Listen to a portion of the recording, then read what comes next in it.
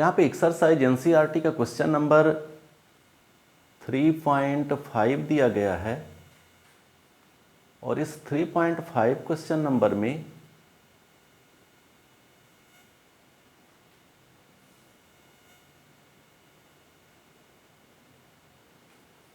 इसमें लिखा हुआ है एक जेट वायुयान 500 किलोमीटर प्रति घंटे की चाल से चल रहा है, मतलब उड़ रहा है, और यह जेट यान के सापेक्ष 1500 किलोमीटर की चाल से अपने दहन उत्पादों को, अर्थात उसकी जो गैस जल करके बाहर निकलती है उसे छोड़ रहा है। जमीन में खड़े किसी प्रेक्षक के सापेक्ष इन दहन उत्पादों की चाल ज्ञात करना है। ये आपेक्षिक वेग का रिलेटिव वेलोसिटी का क्वेश्चन है, उससे रिलेटेड। यहाँ पे ये एक जेट वायुयान है, जेट प्लेन है, इसकी स्पीड 500 किलोमीटर इधर की ओर है। यहाँ पे आप देखिए, यहाँ पे हमने ये बना रखा है थोड़ा सा दिशा को दर्शाने के लिए कि इधर हम राइट साइड में पॉजिटिव डायरेक्शन मानेंगे और इधर निगेटिव डायरेक्शन मानेंगे। यदि हमारा जेट वायुयान इधर की तरफ मूव कर रहा है, ये इधर की तरफ चल रहा है, गति कर रहा है, इसकी गति इधर की तरफ है, तो ये इसकी चाल हो गई 500 किलोमीटर, जैसा कि क्वेश्चन पे दिया हुआ है। यहाँ पे 500 किलोमीटर प्रति घंटा। फिर आगे लिखा हुआ है कि यह जेट यान के सापेक्ष 1500 किलोमीटर प्रति घंटे की रफ्तार से अपने दहन उत्पादों को छोड़ता, अर्थात गैस को छोड़ेगा। तो यहाँ पे जिसकी जली हुई गैस यहाँ से बाहर निकलेगी पीछे की तरफ, इसकी रिलेटिव वेलोसिटी दी गई है, आपेक्षिक वेग दिया गया है जेट यान के सापेक्ष। यहां पे हम इसको भी कंबस्टन मान लेते हैं, सी जो जली हुई गैस है, लेकिन वो किसके सापेक्ष दी गई है? जेट यान अर्थात प्लेन के सापेक्ष। आपेक्षिक वेग यहां पे दिया गया है, वो भी अपोजिट डायरेक्शन पे। तो ये हो यहां पे दिया गया है 1500 किलोमीटर प्रति घंटा। ये इतना यहां पे आपेक्षिक वेग दिया गया है। इसका वास्तविक वेग कितना होगा, vc कितना होगा, ये हमको फाइंड करना है।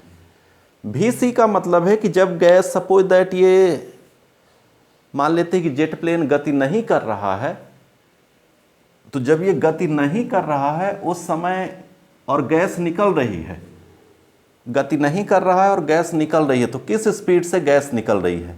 क्योंकि यहाँ पे जो गैस के निकलने की जो रफ्तार दी गई है, स्पीड दी गई है, वो तब की दी गई है जब वो प्लेन चल रहा है। तो चलते समय, गति करते समय इसकी स्पीड जो हमको मिलती है निकलने की, वो यहाँ पे दिया गया है। तो निश्चित है कि ये जो जब चल रहा होगा तो इसकी स्पीड में इसका भी कोई ना कोई प्रभाव आया होगा, कुछ ना कुछ वो प्लस हुआ होगा या माइनस हुआ होगा। तो इसलिए ये हो गया इसका आपेक्षिक वेग, रिलेटिव वेलोसिटी। तो हमको vc फाइंड करना है। आपेक्षिक वेग का हमने आपको कॉन्सेप्ट दिया था कि यदि दो ऑब्जेक्ट यहां पे VAB, ए का आपेक्षिक वेग बी के सापेक्ष निकालना है, तो ये VA होगा और माइनस VB होगा।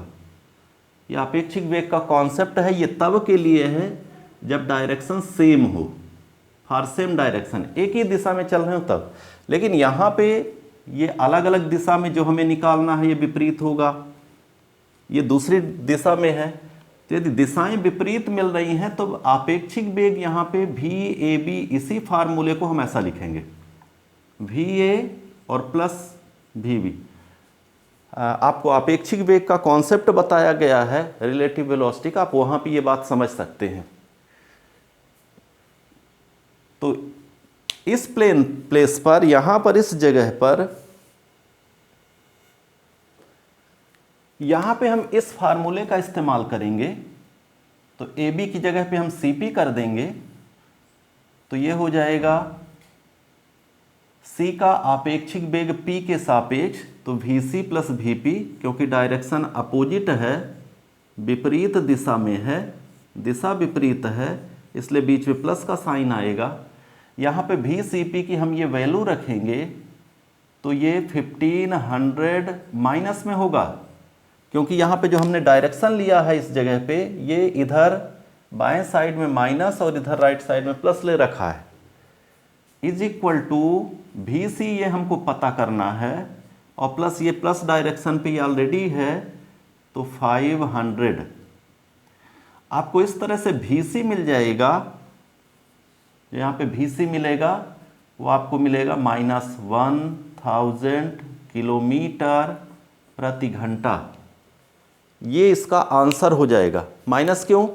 माइनस यहाँ पे ये दर्शा रहा है कि जो VC का जो वेग होगा वो माइनस डायरेक्शन पे होगा, अर्थात उस जेट प्लेन के गति के विपरीत होगा। तो रिलेटिव वेलोसिटी का पॉइंट समझिए और यहाँ पे इस कॉन्सेप्ट को पूरा करिए, इस क्वेश्चन को।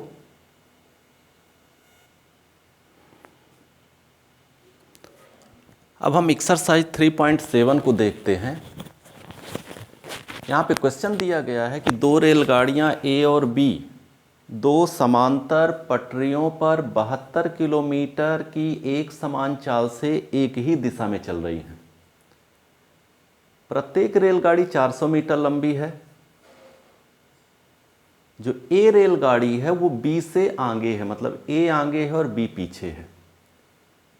क्योंकि B पीछे है और A से आगे जाना चाहता है, तो B का जो चालक है, जो पीछे रेलगाड़ी है, वो आगे जाने के लिए 1 मीटर प्रति सेकंड स्क्वायर के त्वरण से अपनी गाड़ी को त्वरित करता है, स्पीड बढ़ाते जाता है। 50 सेकंड बाद वो पूरी तरह से क्रॉस हो जाता है, क्योंकि क्वेश्चन में लिखा है कि बी का जो गार्ड है, अर्थात बिल्कुल पीछे जो होता है ट्रेन के, चालक ए को सिग्नल देता है कि हाँ हम क्रॉस हो चुके हैं। तो दोनों के बीच की आरंभिक दूरी कितनी थी, स्टार्ट में वो एक दूसरे से कितने आगे पीछे थी, कितनी दूरी पर थी, इस क्वेश्चन को हमको यहाँ पे देना है। शॉर्टकट लगाएंगे इस क्वेश्चन का, तो रिलेटिव वेलोसिटी आपेक्षिक वेग का कॉन्सेप्ट आपको जानना पड़ेगा। सीधा सीधा लगाएंगे गति के समीकरण से, तो यहाँ पे काफ़ी लंबा सलूशन हो जाता है और उसको करने में कई स्टेप, 3 स्टेप एटलीस्ट करना पड़ेगा। तो हम यहाँ पे आपेक्षिक वेग के कॉन्सेप्ट को आप ध्यान से समझ लीजिए और इसके बाद फिर हम इसको सॉल्व करते हैं। इसको हम हल कैसे करेंगे, यहाँ पे आप देखिए, हम मान लेते हैं कि ये है रेलगाड़ी ए।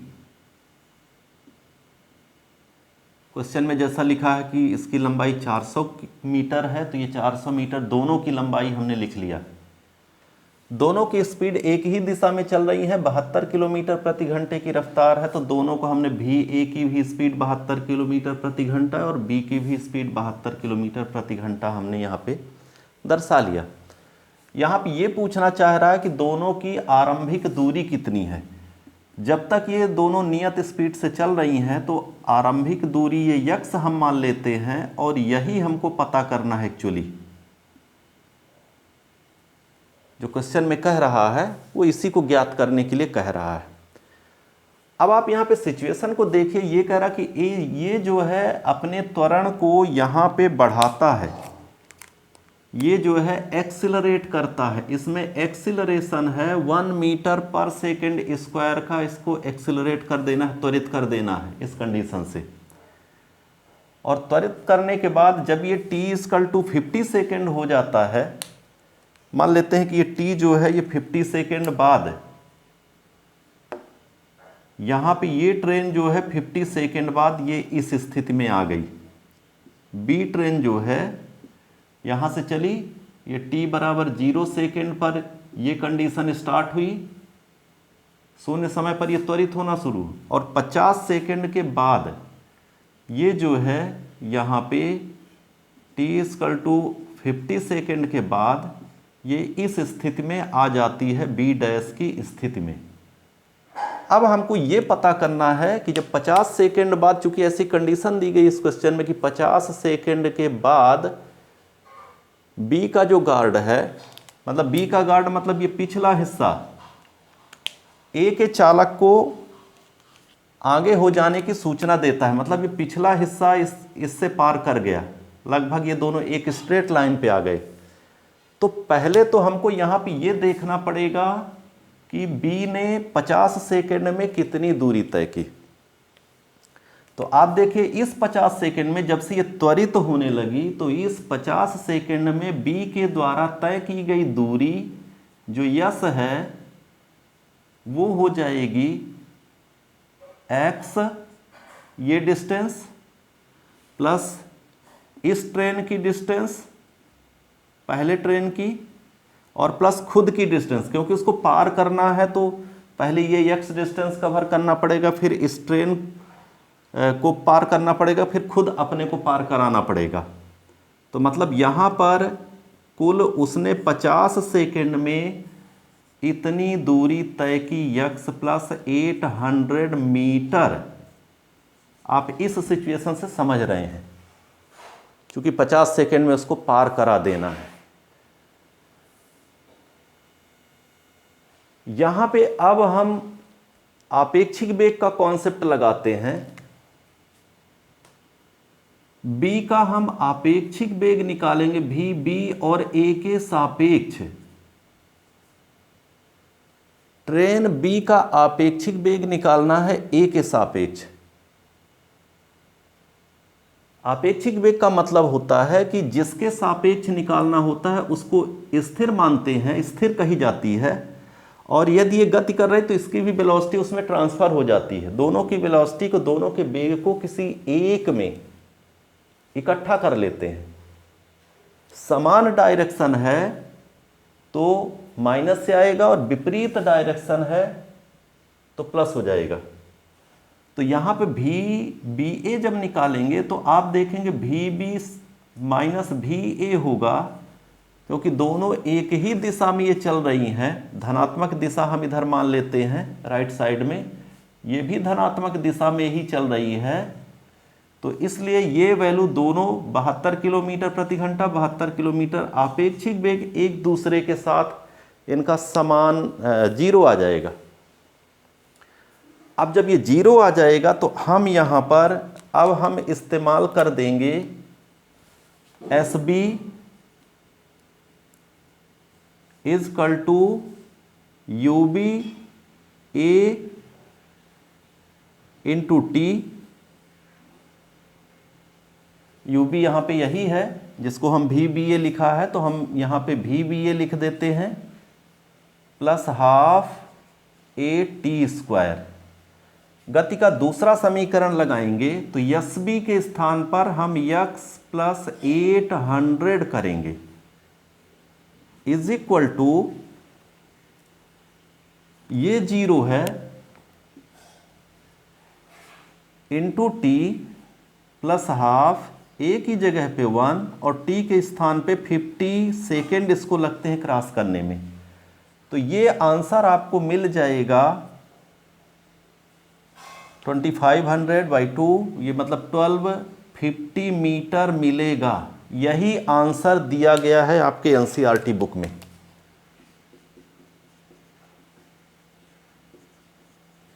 शायद यही आंसर दिया है, लेकिन क्वेश्चन की जो वास्तविकता है वो ये है कि यहाँ पे हमें यक्स चाहिए, तो यक्स इक्वल टू यहाँ पे 800 माइनस हो जाएगा तो 450 मीटर आएगा। ये इसका आंसर हो जाएगा।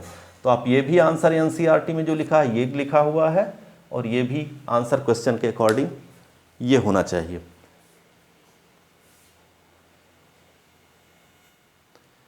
क्वेश्चन 3.8 देखते हैं। इसमें लिखा है दो नगर ए व बी नियमित बस सेवा द्वारा एक दूसरे से जुड़े हैं। ए और बी दो अलग अलग शहर हैं, दोनों तरफ से बसें चलती हैं।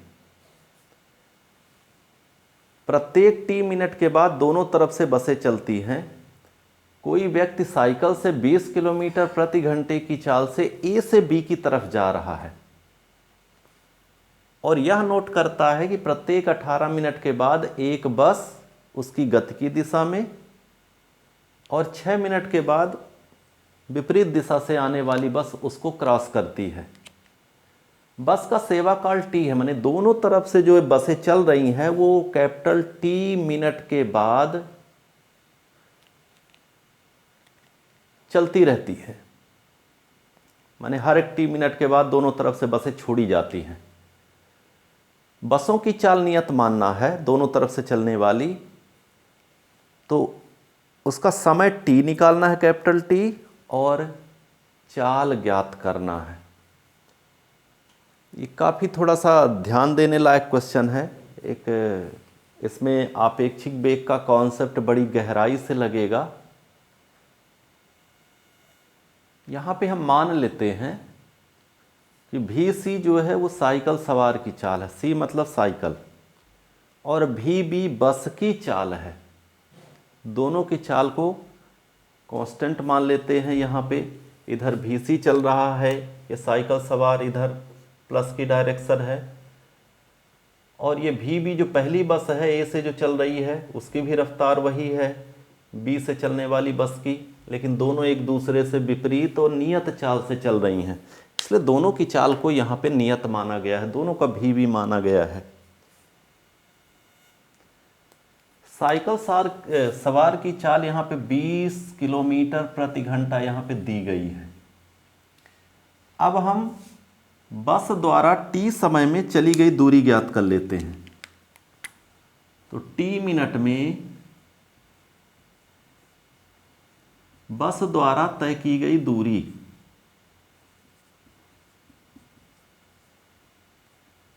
कितनी दूरी तय करेगी, इसकी जो चाल होगी भी बी इंटू टी हो जाएगी। इसको हम एक समीकरण मान लेंगे। दूरी बराबर चाल गुणे समय लगा हुआ है, distance is equal to velocity into time, इसकी हमको ज़रूरत पड़ेगी। अब हम यहाँ पे ए से जो जाने वाली बस है इसका हम आपेक्षिक वेग साइकिल सवार के सापेक्ष निकाल लेते हैं। साइकिल सवार के सापेक्ष हमको क्या करना है, बस बी का आपेक्षिक वेग निकाल लेना है इसका। तो हम यहाँ पे कैसे आपेक्षिक वेग थोड़ा शार्ट में लिख रहे हैं, भी सेम डायरेक्शन माने एक ही दिशा में, समान दिशा में, क्योंकि यहाँ पे जो ये बस है और ये साइकिल सवार है दोनों एक ही दिशा में चल रहे हैं, तो समान दिशा के लिए यहाँ पे हम आपेक्षिक वेग निकालें, लेकिन हम इसको भी सेम लिख रहे हैं, है आपेक्षिक वेग। इसको हम ऐसा भी समझने के लिए भी बी सी लिख सकते हैं, बट भी सेम मतलब बी बस की चाल साइकिल सवार के सापेक्ष, तो भी बी माइनस भी सी हो जाएगी। ये इसका आपेक्षिक वेग हो जाएगा, क्योंकि दोनों की दिशाएं समान है, इसलिए यहां पर हम ऐसा कर रहे हैं।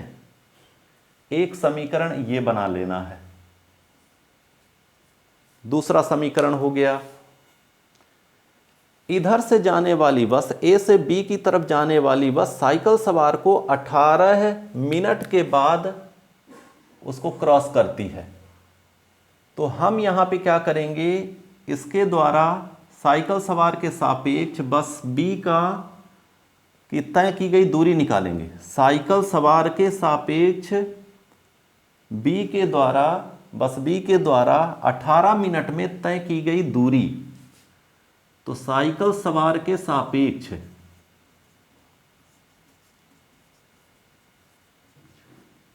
अठारह मिनट में बस बी, बस मतलब ए से जाने वाली,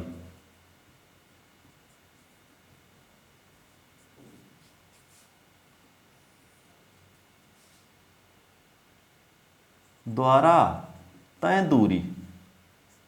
दूरी निकालने के लिए यहां पे हम क्या करेंगे, वही आपेक्षिक वेग निकालेंगे, भी same into capital T 18 minute करेंगे।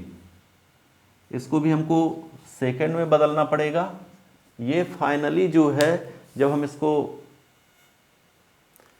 अभी हम इसको सेकंड में नहीं बदलते हैं, अभी इसको हम 18 और भी सेम करके लिख देते हैं जब हम लास्ट में इकट्ठा कैलकुलेशन निकाल देंगे। ये बात समझ में। यही काम आपको दूसरी तरफ विपरीत दिशा में चलने वाली जो बस है उसके साथ भी यही काम करना है। अब हम पहले यहाँ पे क्या कर देते हैं, पहले और तीसरे को इक्वेट कर देते हैं, इस समीकरण को और इस समीकरण को बराबर कर देते हैं। क्यों बराबर करेंगे, उसकी वजह ये है, आप समझने की कोशिश करिए कि यहाँ पे जो है ये केवल बस की चाल है जो t मिनट के बाद इधर से एक एक करके छोड़ी जाती है। क्योंकि यहाँ पे t मिनट के बाद छोड़ी गई प्रत्येक बस इस साइक्लिस्ट को हर 18 मिनट में क्रॉस करती है।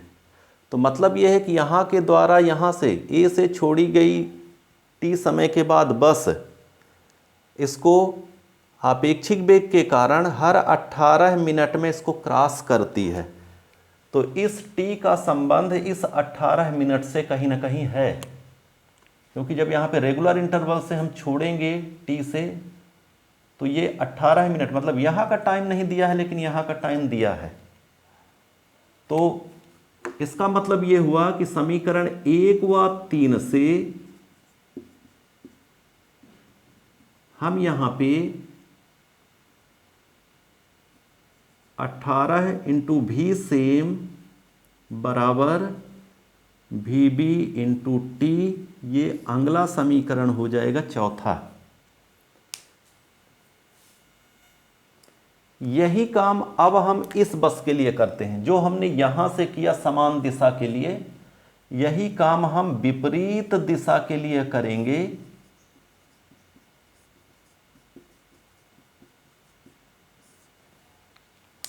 माने इन दोनों बसों के लिए करेंगे, इस साइकिल सवार और इस बस के लिए करेंगे। तो आप देखिए भी सेम की जगह यहाँ पे हम भी अपोजिट लेंगे और निश्चित है कि भी अपोजिट VB प्लस VC हो जाएगा। लेकिन जो विपरीत दिशा से आने वाली बस है वो 6 मिनट में उसको क्रॉस करती है। तो आगे जो हम ये इस तरह का इक्वेशन बनाएंगे वो 6 मिनट के लिए बनाएंगे। तो यहां पे ये हो जाएगा, जब हम इसकी स्पीड मतलब इसके द्वारा तय की गई दूरी निकालेंगे तो उसमें समय यहाँ पे भी सेम की जगह भी अपोजिट हो जाएगा और यहाँ पे 18 की जगह 6 मिनट हो जाएगा। तो हम थोड़ा सा यहाँ पे डायरेक्ट स्टेप लिख रहे हैं इस आधार पे। तो समीकरण इस 4 के अनुसार यदि हम इसको बनाएंगे तो यहाँ पे 18 की जगह विपरीत दिशा से आने वाली बस जो है 6 मिनट में क्रॉस करती है और यहाँ पे भी अपोजिट हो जाएगा सेम की जगह, लेकिन स्थिति वही रहेगी। यहाँ 6 मिनट क्यों हुआ, क्योंकि विपरीत दिशा है, आपेक्षिक वेग यहाँ पे प्लस हो रहा है तो वेग बढ़ गया, इसलिए समय कम लग रहा है, लेकिन वास्तविकता VB इंटू टी ही रहेगी। तो ये 5वां समीकरण हो गया।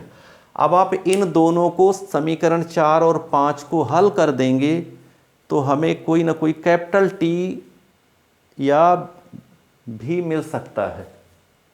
तो आप हल करके देखिए, इसको इस तरह से हल करना है कि हमें दोनों आंसर मिल जाएं। तो पहला काम तो यहाँ से हल करने के लिए ये है कि जो समीकरण 4 है इसको हल कैसे करेंगे, आंसर कैसे निकालने के लिए एक रास्ता ये है, ये 2 समीकरण, चूंकि हमको 2 चीजें निकालना है यहाँ पे, एक समय t निकालना है और एक चाल निकालना है, मतलब VB निकालना है। तो आप समीकरण 4 व 5 से करें, 4 व 5 से करेंगे तो 18 इंटू ये भी सेम, मैं उधर कर देता हूं, इधर की तरफ ठीक नहीं दिख रहा।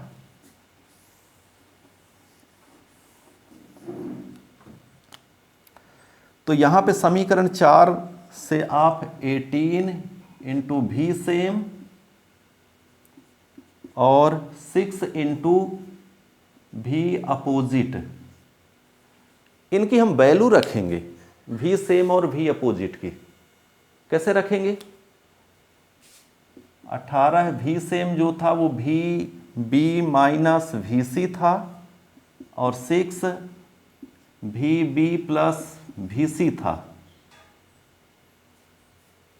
इसको हम सॉल्व करेंगे तो यहाँ पे 6 3 जा हो जाएगा, 3 टाइम्स डिवाइड हो जाएगा, तो 3 V B minus 3 V C equal to V B plus V C. तो आप यहाँ पे देखिए 2 वी बी, ये इधर माइनस हो जाएगा, इक्वल टू 4 वी सी। मतलब वी बी जो होगा वो 2 टाइम्स वी सी हो जाएगा। ऐसा यहाँ पे ये एक रिलेशन मिला, संबंध मिला। वी सी क्या है? ये साइकिल सवार की चाल है, तो यहाँ पे ये 20 किलोमीटर प्रति घंटा ये दे रखा है, तो 20 किलोमीटर प्रति घंटा। इसका मतलब है कि यहाँ पे आपको 40 किलोमीटर प्रति घंटा वी बी या वी सी बसों की चाल मिल गई। ठीक, तो इस तरह से जब 40 किलोमीटर आपको चाल मिल गई तो ये निकल आया स्थिर चाल। अब कैपिटल टी निकालना है, तो कैपिटल टी यहाँ पे आप निकाल सकते हैं किसी एक इक्वेशन से। तो कैपिटल टी निकालने के लिए फॉर कैपिटल टी यहाँ पे किसी एक पे चले जाते हैं। मान लीजिए 6 हमने इस इक्वेशन पे गए, 5th इक्वेशन, तो भी अपोजिट लिखा है V B plus V C equal to V B into T. V B की वैल्यू यहाँ पे, वी बी की वैल्यू यहाँ पे हम 6 इंटू 40 रखेंगे और वी सी 20 रखेंगे प्लस वी बी, फिर ये 40 रखेंगे इंटू कैपिटल टी। तो कैपिटल टी यहाँ से हम निकालेंगे, सॉल्व कर देंगे तो ये हमको मिलेगा, मिनट में निकालेंगे तो 9 मिनट। तो आई थिंक ये क्वेश्चन आपको, 3 क्वेश्चन काफ़ी इम्पोर्टेंट है एनसीईआरटी के, ये आपको समझ में आ गए होंगे। आज के लिए धन्यवाद।